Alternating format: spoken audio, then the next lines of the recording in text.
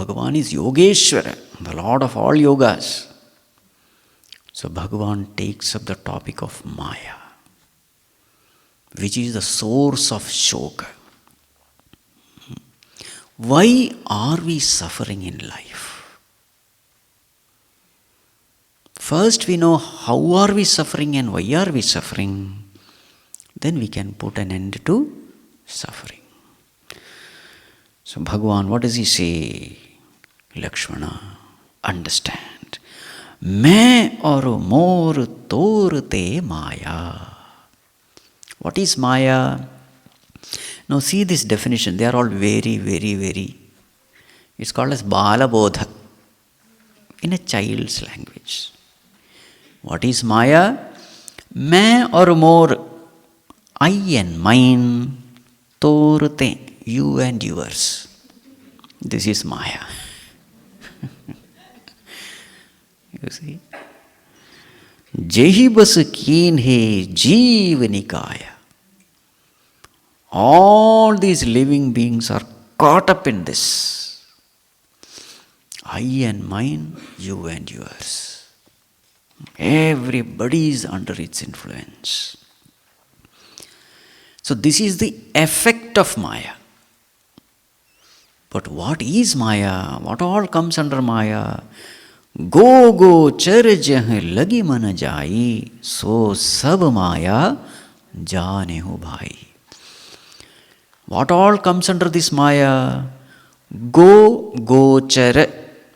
Whatever the senses, sense organs perceive, everything is Māyā only. Oh my God. Okay, what about the thoughts of the mind? Jah lagi man jai.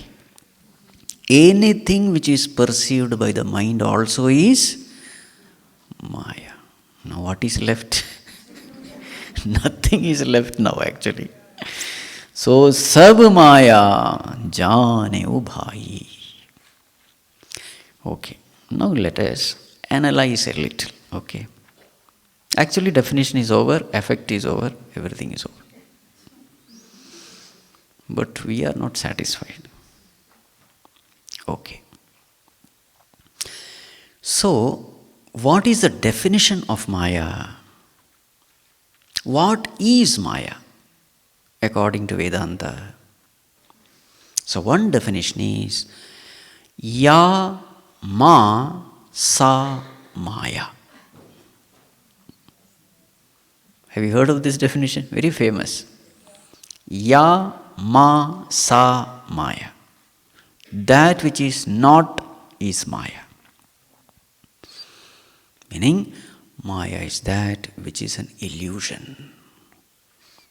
It doesn't exist. That which doesn't exist is called Māyā. This is one definition. Another definition is Sat Asat Vilakshanatmika Māyā. That which can neither be called Sat nor can it be called Asat. That is called as Māyā. Sat means what? Real. Can you call Māyā as real? No. It is not Sat. Okay, then can we say it is Asat, unreal? No. Why no? No, because we are experiencing it. We are experiencing it, and the sorrow born out of that experience appears very real only. If something doesn't exist at all, how can it create sorrow? How can we experience it? So therefore, sometimes Māyā is defined as something in between, neither Sat nor Asat. Therefore, sometimes it is called Anirvachaniya Māyā. You can't actually define what it is. Indescribable. Not able to define it properly.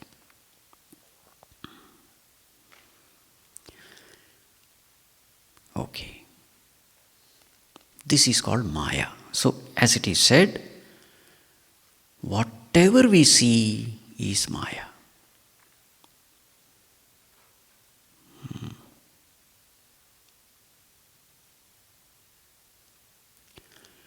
What is the function of Māyā? So then there is another definition which says Avarana Vikshepatmika Māyā. What does this Māyā do? What is the function? What this Māyā does is, it covers the reality. Number one, Avaranam. Number two, it projects the unreal, the illusion. Two things it does. Covering the real, projecting the unreal. Vikshepa. Exactly like in the movie theater, you are watching the screen, but when that movie is projected upon the screen, what happens? The real is covered, the unreal is seen. Yes or no? The real is covered. What is the real one? Screen. That is gone.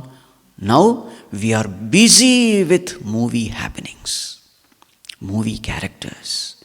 We cry and weep along with these movie characters. And all these characters and happenings, they don't exist at all. So this movie theater is a Māyā theater only. Just imagine, everybody is looking at a screen and crying and weeping.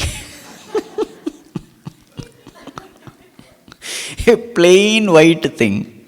Everybody.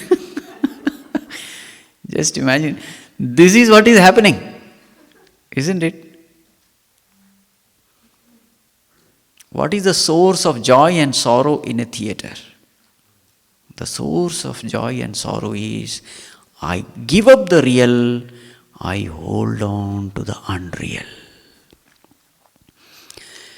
I give up the real, I hold on to the illusion. Now choice is yours. Do you want the real or do you want the illusion?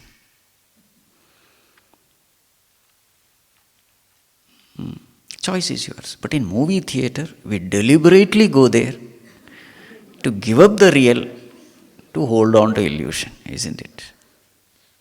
Otherwise, who will pay, money to stare at a blank screen?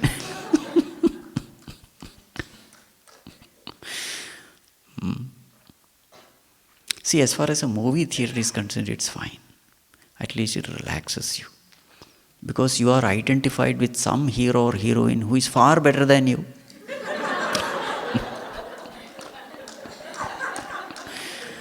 In looks, in abilities, in talents, in creativity.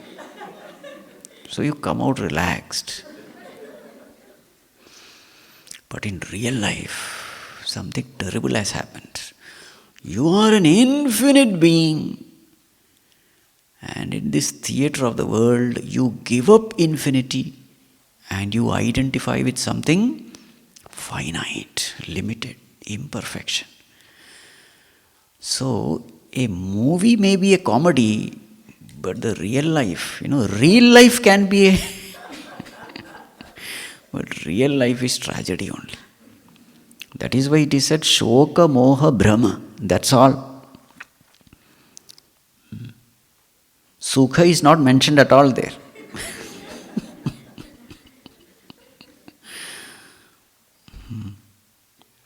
Okay. So the function of Māyā. What is the function of Māyā? Avarana Vikshepatmika Māyā. It covers the real, projects the unreal. So, when the sense organs are perceiving the sense objects, when the mind is perceiving the whole world, what is being said here is, the real is covered, the unreal is projected. So, what is that real thing which is covered? Actually, there is no covering happening. See, really speaking, there is no covering happening. Because the real cannot be covered. But the real can be ignored. Ignoring is covering. That is why we say self-ignorance. All our suffering is because we ignore the reality. If suppose Bhagavan covers the reality, we can always say, Bhagavan, this is not fair. You have trapped me in Māyā. All my sorrow, it is because of you. Because you covered the reality. Bhagavan says, no, I never covered the reality. You ignored the reality. Now responsibility is yours. You chose to ignore the reality. Therefore, you chose to be miserable. Therefore, you alone are the cause of your misery. If I had covered the reality, I would be the cause of, I will be the culprit. But now you can't blame me because it was your choice. In the film theater, if I am crying, who is the cause? I am the cause. I deliberately chose darkness. I deliberately chose to pay attention to that inefficient hero or heroine, whatever, who is the cause of all my sorrow. I deliberately chose to ignore the screen. Isn't it? So it is my choice. Pure consciousness is ever there. It is upon this pure consciousness that projection is happening. Projection of things, beings and situations. So when it is said, go gochara, whatever I see in this world, it is projected upon consciousness. Now you have a choice. Either to choose consciousness or to choose what is projected upon consciousness. Just like in the theater, I have a choice. Either to choose the screen or to pay attention to what is projected upon the screen. Depending upon your choice will be your experience, whether joy or sorrow. Your choice will determine your state of mind. If you choose the hero and the heroine and the movie, whatever happens to them will happen to you. If it's a tragic movie, you will cry. If it is a comic movie, you will laugh. You have no choice. Movie will determine your state. Yes or no? In the same way, we have a choice either to choose consciousness. Remember, consciousness is always there. It is a matter of choice. You can ignore that consciousness, or you can pay attention to that consciousness. Whatever the choice you make, accordingly will the mind behave. If you are paying attention to things, beings, situations, happenings, then those happenings will determine your state of mind. But if you are choosing consciousness, then the properties of consciousness you will experience.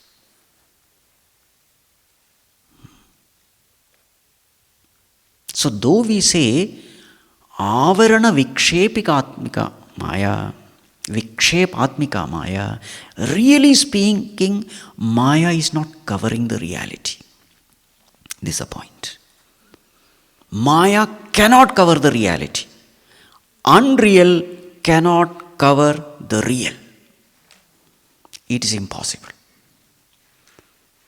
Movie is not covering the screen at all. Movie does not have the courage to cover the screen. One is real, the other is unreal.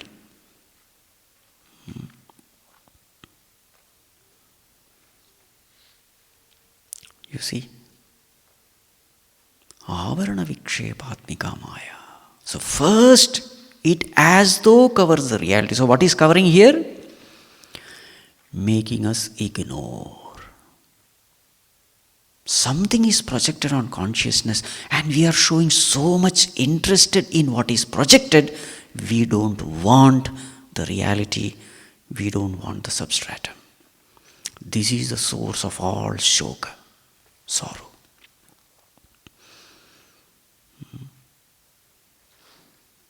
The illusions projected upon the reality appears so fascinating that reality becomes unimportant, illusion becomes important.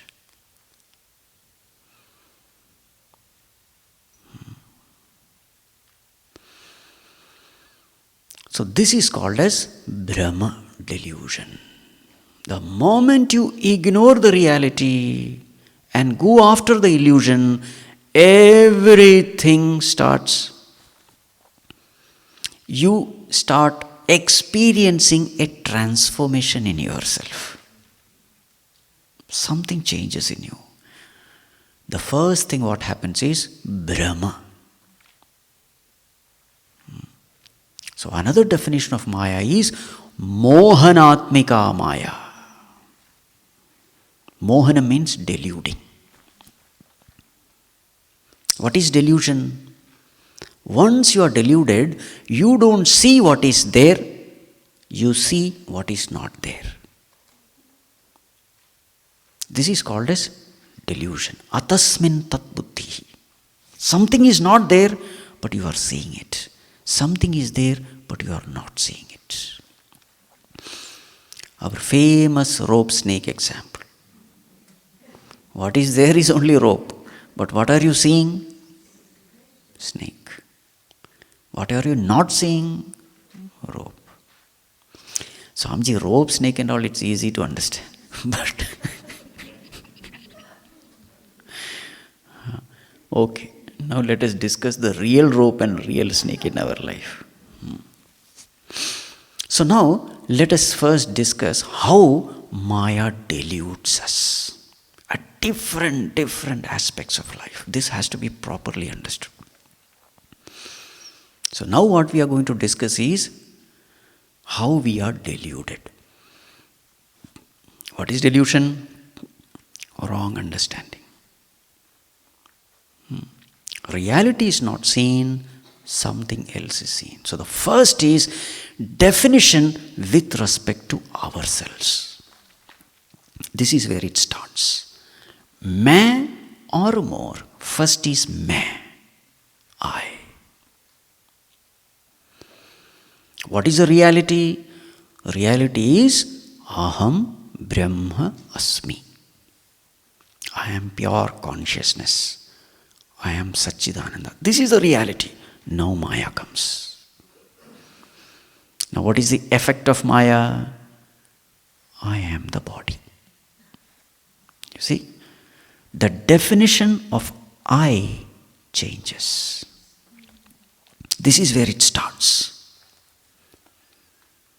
The rest everything comes later. The rest everything is just a corollary or byproduct. Byproduct of the first error. So the first one is I am the body. How did it come? Of course, through our analysis of the deluded intellect. See, deluded intellect also has the ability to analyze, okay? But the end result will be delusion only. You see, intellect has the ability to analyze. But that intellect which is not guided by the scriptures, that intellect which has never gone to satsang, that intellect which is filled with arrogance, I know everything, who are you to teach me? This intellect also does an analysis of life. So what is that analysis? So I see in others, when that body is born, that person is available for interaction. And when that body dies, that person is no more available. So therefore, he is that body, therefore I am this body. Clear?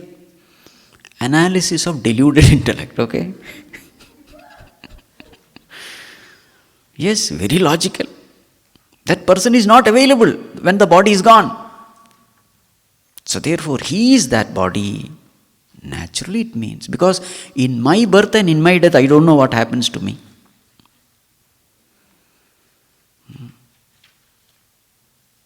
Okay, again, whatever happens within the skin of this body, I am aware. I can feel the sensation inside the body. But the moment I go out of the skin, it is no more. Therefore, I am within this body. Anything happening in this body, I am experiencing it. Outside the body, I am not experiencing. Therefore, definitely I am this body. So this is self-definition. Main. That may or more, that may we are. I am this. No more analysis is necessary. Because it's very clear. Because in the society, everybody is behaving that way only. So my analysis is in tune with the majority. Why majority? All of them. So therefore, self-enquiry is not needed at all. Self is understood very clearly. I am this body. So this is the first step of Māyā. You know what is the first step necessary to enter into dream? You must forget yourself. And you must identify with the dream body. Are you aware that you have a body in the dream with which you can transact in the dream world? In the dream, there is a dream mind, there is a dream body, there is a dream sense organs. You see? So the necessary condition to enter into a dream world is identification with dream body.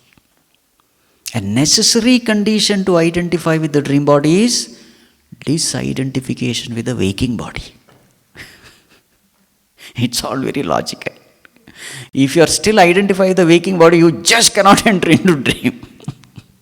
Then you are in waking state only. You see? So, the first necessary condition to enter into this Māyā world is identification with the body. Now you see this understanding, how it is getting clouded. In reality, I am pure consciousness, Satchidananda Swarupa. Now that understanding is gone. Now what is my understanding? I am this physical body. This is the first step. Second step, your definition with regard to the reality of this world. From the highest standpoint, the whole world is Māyā. But once you have identified with the body, now you are in this world. What is your understanding about the world? What is the definition of reality? Whatever the senses perceive, that is real. Whatever the mind perceives, that is real. The whole world is real because, number one, perception. I am able to perceive it. I see it, therefore it is true. Number two, interaction. I am able to interact. When I ask something, that person is responding. Perception. Interaction. Third one, satiation. I am hungry, I eat a fruit and my hunger is gone. See, that object is able to fulfill my needs. Therefore, definitely it is real. An unreal thing cannot satisfy my real needs. And the fourth one, causation. There's a perfect logical happening in this world. A seed sprouts in time, gathers nourishment and slowly becomes a tree. You see, everything in this world is perfect. Cause, effect, cause, effect, cause, effect. So with these four things, now I am convinced. What is the conviction? The world is absolutely real. I am perceiving it. I am able to interact with it. My needs are fulfilled. And there is a perfect logical sequence in whatever is happening in this world. Such a world, how can it be unreal? It is definitely real.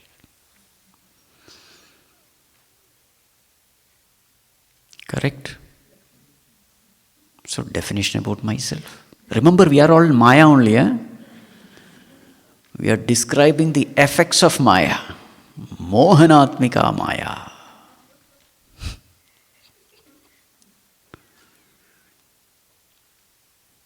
Definition of myself. How reality is clouded. This is the way we have to understand. Reality is something, but Māyā makes you believe that something else is true. Right understanding getting replaced by deluded wrong notions.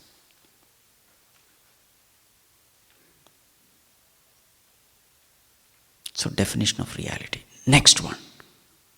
What is definition of my existence? What is in reality? How will you define existence? I am existence. Sat is my nature. That which can never become non-existent. It is my nature. But with this definition, what is my existence now? Bodily existence is my existence. As long as the body exists, I exist. The moment body ceases to exist, my existence is also over. See the definition of existence. So therefore, I must secure this body, protect this body to extend my existence. Without this body, I have no existence. That is the definition of existence under Māyā effect. Okay. Definition of happiness under the influence of Māyā. What is the real understanding? Ānanda is my nature. I don't need anything for Ānanda because it is my nature. Just like heat is the nature of fire, heat can never separate from fire. Ānanda is my nature. This is the right understanding. But now, under the influence of Māyā, what is my definition of happiness? Number one, sense pleasures give me happiness. Because whenever I interact with sense object, I get a pleasure. I misunderstand it to be happiness. Number two, self is not happiness. Whenever we define happiness, both have to be. Why self is not happiness? Because whenever I sit quietly looking within, I don't find any joy. It's a fact, isn't it? I feel bored. I feel lonely. mind is wandering here and there. What is this? Waste of time. But when I go to a mall, club, pub, I am happy. Chit chat with friends, go for a movie, I am happy. So therefore, what is the definition of happiness? Happiness is not here, happiness is there. So therefore, whenever I get free time, I will try to escape from myself. Because I am not happiness. Correct? Therefore, I don't want free time. I want to somehow occupy myself with something or the other. Because there is no happiness in me.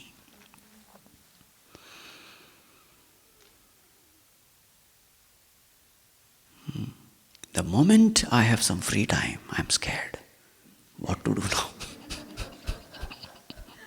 What to do now? Take out the mobile phone immediately. Watch something. Send some message.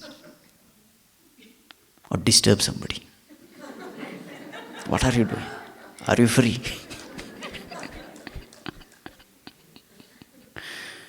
You see?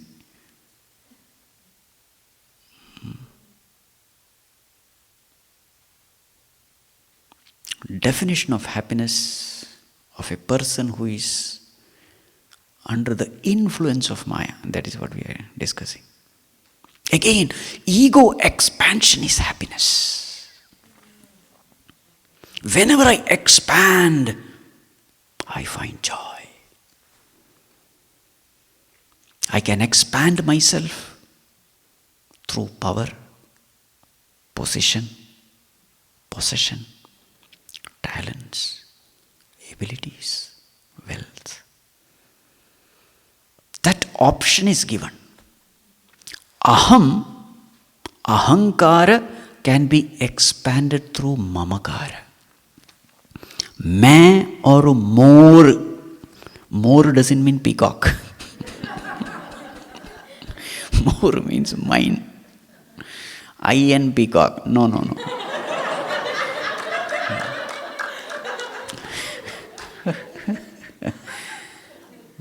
Or more, I and mine. This is another interesting thing. I can make a part of the world a part of I. Generally, the part of the world is not I. I and not I. Two divisions. This is I, the world is not I. But this world can be made a part of I by identifying with it. And when the moment this part of the world becomes a part of I, then it becomes mine. And I always find that whenever this I plus mine, this entity expands, there is joy.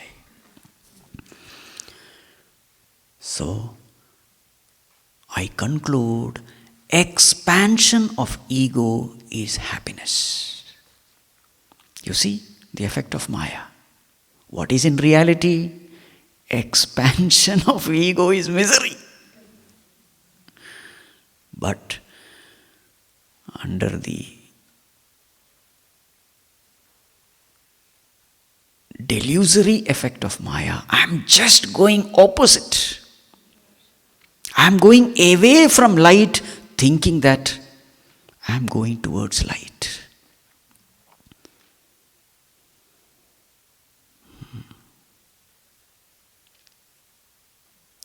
Definition of happiness. Again, definition of happiness. Whenever I do what I like, that is happiness. Living a life of raga-dvesha. Whatever I like, I do, I am happy. Whatever I don't like, I don't do, I am happy. Therefore, I must live a life based on my likes and dislikes.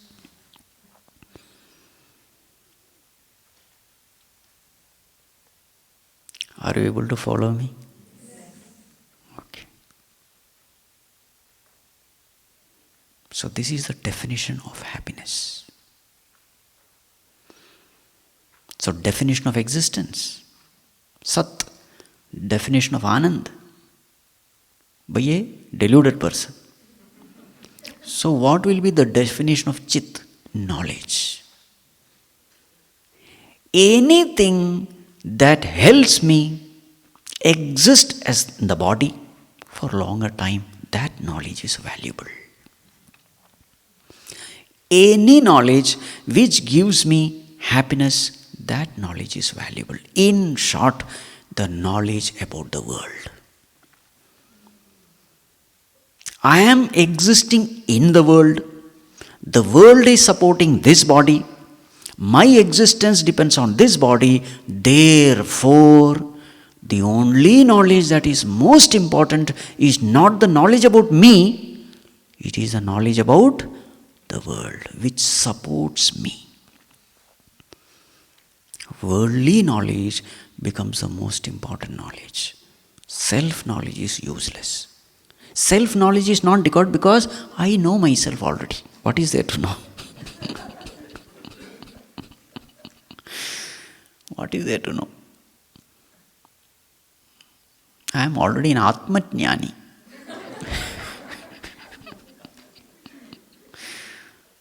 You see?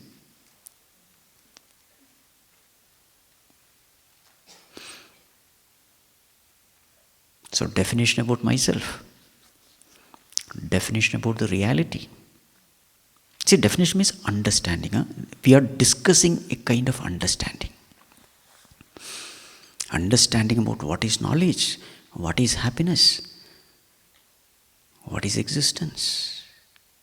So with all this, what becomes the purpose of life? Now what is the purpose of life? Yavajjivet sukham jivet ऋणं कृत्वा घृतं पिबेत् भस्मीभूतस्य देहस्य पुनरागमनं कुतः. Just because I am chanting in Sanskrit, don't think it is real and always right. People have this wrong notion. If it is Sanskrit, then it is definitely. You see, in a nice tune, in Anushtup Chandas, you put it. It's true. You know what he said? Yavat jive sukham jive. So this is the philosophy of Charvaka. Charvaka, materialistic people. Yavat jive sukham jivet. Live happily as long as you are living. Ranam krutva ghritam pibet. Beg, borrow, steal. Doesn't matter. What matters is a comfortable life. Take things in installment and live happily. Because bhasmi bhutasya dehasya punaragamanam kutaha. See, you can enjoy only when the body is there. So when the body is healthy, in fact, it's not necessary that you are in the body and you will enjoy. No, there is a time when you can really enjoy. Therefore, thoroughly maximize your enjoyments. Because once this body becomes an ash, where is the question of coming back? This is the meaning. So with this, the purpose of life becomes only this materialistic, indulgent way of living. Eat, drink, be merry. This is final conclusion. Now for all the sense objects, of course sense indulgence is joy, for that you must have sense object. And where will you get sense object? Wealth. So therefore the most important thing for a materialistic person, what is the most important thing? Wealth. Finally the purpose of life boils down to one thing. So say therefore sometimes wealth is also called Māyā. Okay. We are not against earning wealth, but you understand how things, purpose of life. Okay, what is liberation? under the influence of Māyā, what is our understanding about liberation? When I am able to live a free life, freedom is liberation while living. After death, anyway I am liberated.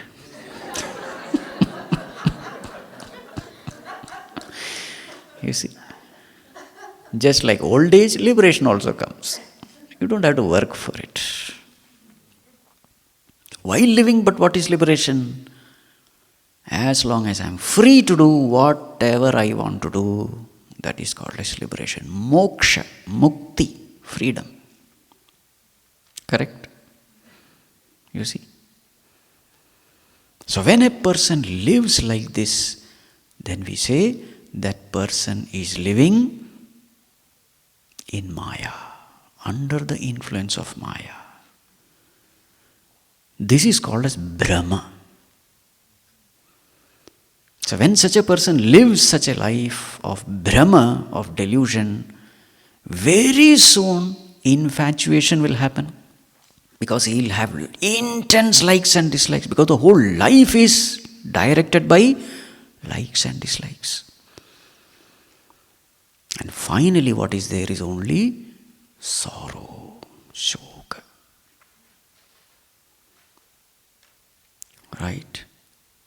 So this is how we end up in sorrow.